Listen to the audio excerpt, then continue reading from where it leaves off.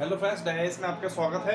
आज मैं सीधा नया टॉपिक लेके आया हूँ। एक दो दिन मैंने वीडियो को पोस्ट किया था क्योंकि सब्सक्राइबर नहीं आ रहे। अब मैं जो करूँगा सिर्फ करूँगा मैं जो करेंगे हम मॉडल पेपर के क्वेश्चंस या फिर प्रीवियस ईयर के क्वेश्चन। तो जैसा कि पहला क्वेश्चन है, ये सब प्रीवियस ईयर के जो हमारे रियल में जो क्वेश्चन आते हैं उन्हीं की बात करें, ठीक है।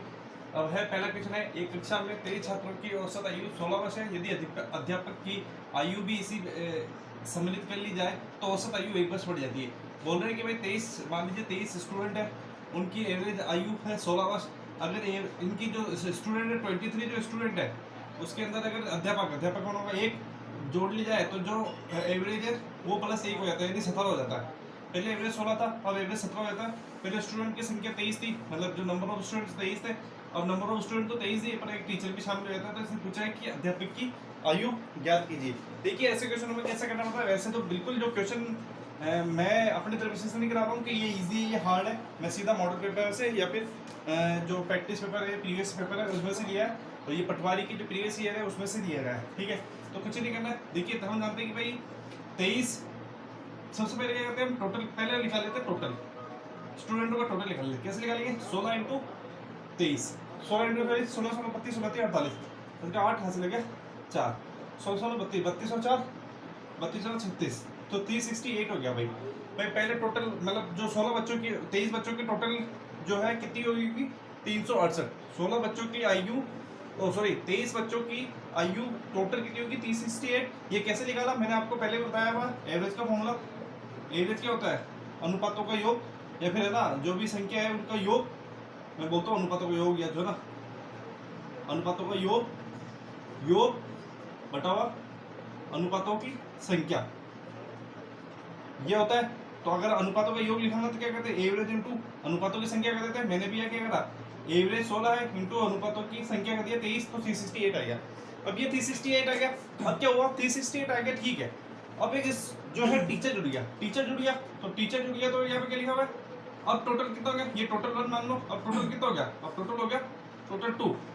भाई टीचर जुड़ गया तो 23 की जगह 24 हो गए। 16 एवरेज था तो इनका 1 वर्ष बढ़ जाती है आयु, क्या है? औसत 1 वर्ष बढ़ जाता है। तो 16 की जगह क्या हो गया? 17, ठीक है। अब इसको निकाल लीजिए जो है उसमें से ये माइनस हम कर देंगे। 17 चौक 68, 17 17 17 दूनी 34, 34 और 6 40, ठीक है ना।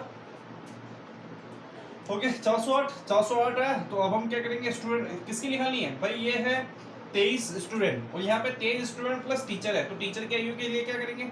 टोटल 2 में से टोटल 1 माइनस कर देंगे तो टीचर की हमारे पास में एज आ जाएगी। TSE टीचर एज कितनी होगी? 408 माइनस 368, 8 में से 8 गया 0, 10 में से 6 गया 4, तो 4, तो 40 ईयर हो गई। एज किस में आती है? ईयर में। तो जो है टीचर की आयु कितनी होगी? 40। फटाफट करते हैं, आपको समझ में आ गया होगा क्वेश्चन।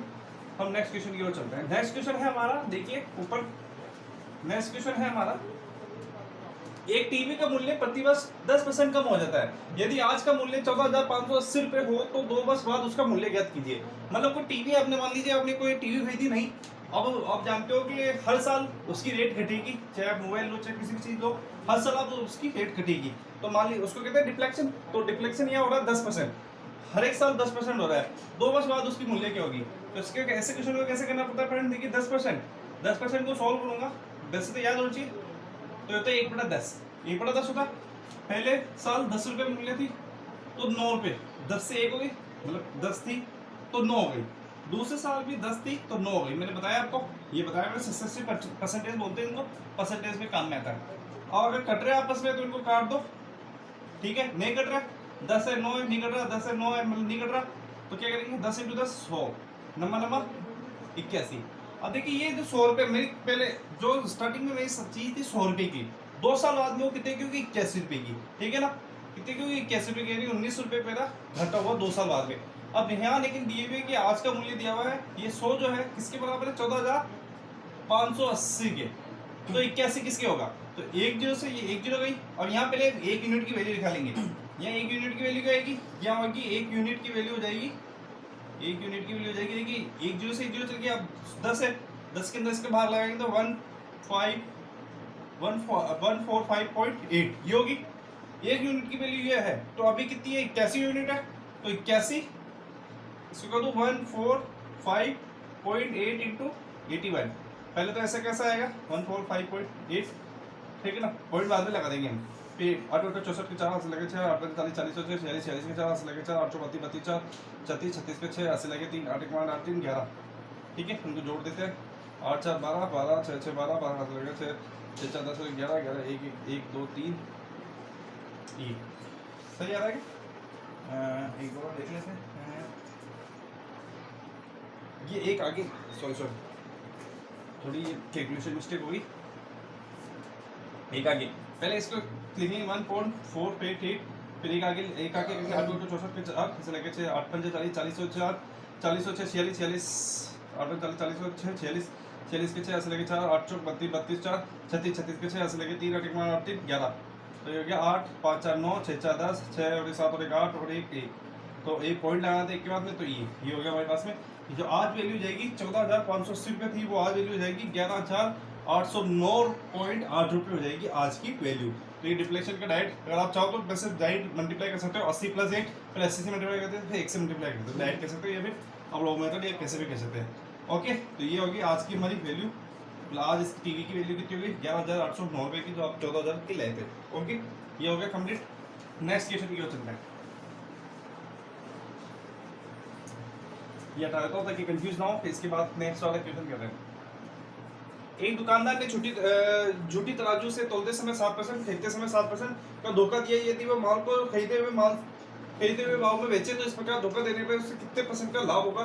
तो देखिए ऐसे फ्रेंड, ऐसे क्वेश्चन कैसे करते हैं। देखिए मान लीजिए कोई चीज थी 100 रुपए की, 100 रुपए की थी, पर आपने क्या करा खरीदते समय, ठीक है ना, उसको खरीदते समय भी आपने क्या करा 100 रुपए की, मतलब कोई मैं चीज गया वो थी 100 रुपए की, नहीं कि ये 100 किलो थी, लेकिन मैंने खरीदते समय भी क्या करा मतलब बेईमानी करी, तो 100 की जगह मैं उससे कितने की लाया 107 रुपए की, कितने की लाएगा 107 रुपए की लाया।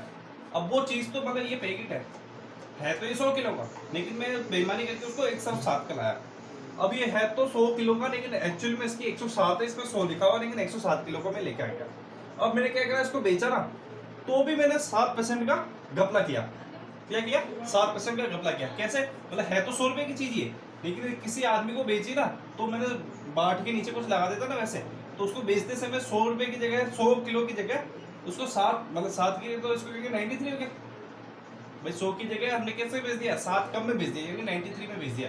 तो अब हमें क्या करना है, तो खरीदे हुए भाव को इस प्रकार धोखा देने पर उससे कितने % का लाभ हुआ। तो क्या हुआ 107 रुपये, तो हमारे 107 किलो तो हम कुछ लाए थे कुल, ठीक है। उसके बाद 100 किलो उसकी एक्चुअल वैल्यू थी और 93 का हमने धोखा दिया, ठीक है। इसे सॉल्व कर लेंगे। अब इसको सॉल्व करने पे 115.05 हमारा वैल्यू निकल के आएगी। 100 रुपये की चीज थी, 115.05 की हमने बेची। 100 किलो की कोई चीज थी, तो हमें किसा 15.05 का हमें जो है वो हुआ लाभ, ठीक है। 15.05 रुपए का लाभ हो गया। ये परसेंटेज बोलिए, ये लाभ बना, या फिर आप पैसे बोल लीजिए, क्योंकि यहाँ पे हमें पैसे से कहीं भी लिए तो हम 100 रुपये मान के कर रहे थे और ये आ गया, ठीक है। इस तरह के क्वेश्चन का ये ध्यान रखिए, ये जो फॉर्मेट है ना डायरेक्ट आपको ध्यान रखना है कि स्टार्टिंग में मैंने 7 किलो का जो है खरीदते समय धोखा दिया, बेचते समय जो धोखा दिया, खरीदते समय तो बेचते समय अपन 100 के नीचे आएगा। ये हो गया। नेक्स्ट क्वेश्चन की तरफ चल रहे हैं। नेक्स्ट क्वेश्चन है, एक मोटरसाइकिल ने पहिए की त्रिज्या, देखिए हटाता हूँ, एक मोटरसाइकिल के पहिए की त्रिज्या 7/11 मीटर है, तो बताइए 3 किलोमीटर दूरी करने में पहिए कितने चक्कर लगाएंगे। हम जानते हैं कि भाई जो पहिया होता है वो होता है गोल। अब ये पहिया है यहाँ, ये पहिया रोड को छू रहा है यहाँ, तो ये यूं गोल घूम के आएगा वापस, तभी इसको छुएगा। तो इसको हम क्या कहते हैं, इसको कहते हैं परिधि। क्या कहते हैं, परिधि। अब परिधि का फॉर्मूला हम सर्किल में वर्त में जानते हैं, नहीं जानते तो देख लीजिए क्या होता है 2πr। ये 2πr क्या होता है, एक तरह से डिस्टेंस है। क्या है, डिस्टेंस। मतलब एक बार जब पहिया यहाँ गोल घूम के अपनी जगह आता तो वो एक बार, तो उसका फॉर्मूला होता है 2πr, ये डिस्टेंस होती है। अगर 2 बार आ जाए तो फिर इसको 2 से मल्टीप्लाई करते हैं, 3 बार आ जाए तो 3 बार। तो यार इसको हम लिखते हैं, इससे एक हमारा फॉर्मूला निकल के आता है, वो कहता है 2πrn। 2πrn ये होता है डिस्टेंस होती है, डिस्टेंस कवर होती है। अब हमें क्या दिया हुआ है, यहाँ पे दिया हुआ है पहिए की त्रिज्या। ठीक है भाई, पहिए की त्रिज्या, तो यह 22/7, आर की वैल्यू कितनी हो गई 7/11। एन हमें निकालना है कितने चक्कर, यानी मैंने बताया था ये जब एक चक्कर लगाया तो एक, एन की वैल्यू एक, दो लगाया था एन की वैल्यू 2। अब एन तो हमें ज्ञात करना है। डिस्टेंस, अब यहाँ देखिए 3 किलोमीटर दी हुई है और ये मीटर में दी हुई है, या तो अब इसको किलोमीटर बदल दो या ऐसे मीटर बदल दो। हम क्या करते हैं, इसको बदल दें। 1 किलोमीटर में कितना 1000 मीटर होता है, तो 3 जीरो लगा दिया मैंने। 7 से 7 गया, 11 में 11, 11 दूनी 22, 2 दूनी 4, 4 तो 4 7 28, 2 बचा 4 पंजा 20 और 0। तो n बराबर कितना हो गया, चक्कर कितने के 750, मतलब एक पहिए की जो है 750 बार घूमेगा। अगर आप ध्यान देंगे तो जो आपका गाड़ी के अंदर जो मीटर लगा हुआ रहता है ना, वो भी इसी फॉर्मूले पे चलता है। कि अपन देखते हैं कि उसमें गाड़ी के अंदर मीटर लगा होता है, स्पीडोमीटर, कि आप कितने किलोमीटर चल लिए, तो वो भी इसी बेस पे इसी फॉर्मूले पे काम करता है, आप देख सकते हैं। ओके फ्रेंड्स, तो आपको मेरी वीडियो कैसी लगी प्लीज लाइक कीजिएगा, सब्सक्राइब कीजिएगा। Thank you.